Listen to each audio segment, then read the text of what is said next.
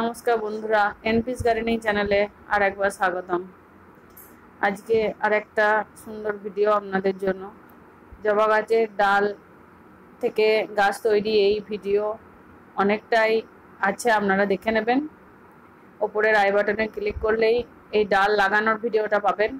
এছাড়াও লেবু গাছের ডাল থেকে গাছ করা একই প্রসেসে, সেগুলো সবই আপনারা দেখতে পাবেন যারা দেখেননি। এরপর আমি দেখাবো এই যে আমরা একসঙ্গে এতগুলো ডাল পুঁতে দিয়েছিলাম, এইগুলো থেকে পৃথক পৃথক গাছ তৈরি। কত সুন্দর শিকড় বেরিয়েছে গাছগুলোতে, একবার দেখুন।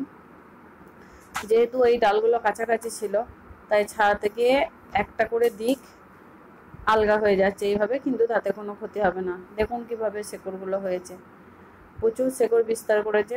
ওপরের পাতার সঙ্গে সঙ্গে নিচের শিকড়ও প্রচুর হয়েছে। এরপর আমরা এগুলোকে আলাদা করে প্যাকেটে নেব। এই প্যাকেটগুলোতে আগে থাকতেই আমার বাগানে তৈরি করে রাখা মাটি কিছুটা ভরে রেখেছিলাম, জল দিয়ে রেখেছিলাম।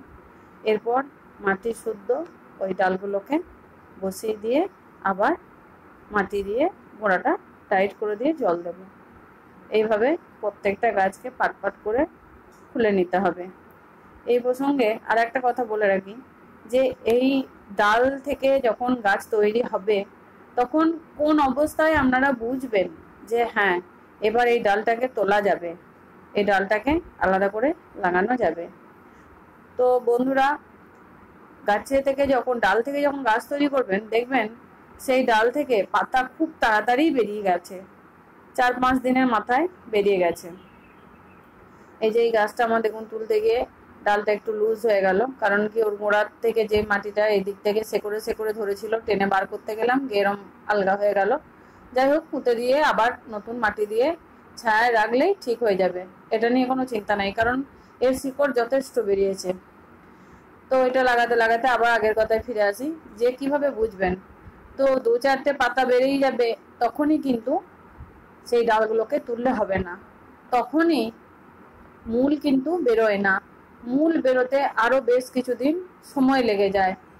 যতক্ষণ দেখবেন যে ওপরের পাতা অনেকটা বড় হয়েছে এবং ঘন সবুজ হয়েছে, ততক্ষণই বুঝবেন যে এবার কিন্তু নিচে মূল বেরিয়েছে।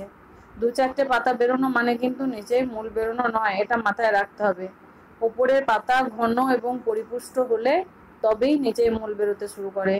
তাই ডাল পোঁতার গাছ এবং পাতা বেরোনোরও 15 দিন পর মূল বেরোবে, এটাই আমাদের মাথায় রাখতে হবে। এরপর 1 মাসের মাথায় কিন্তু এগুলোকে এইভাবে পাট পাট করে আলাদা করে নিতে হবে।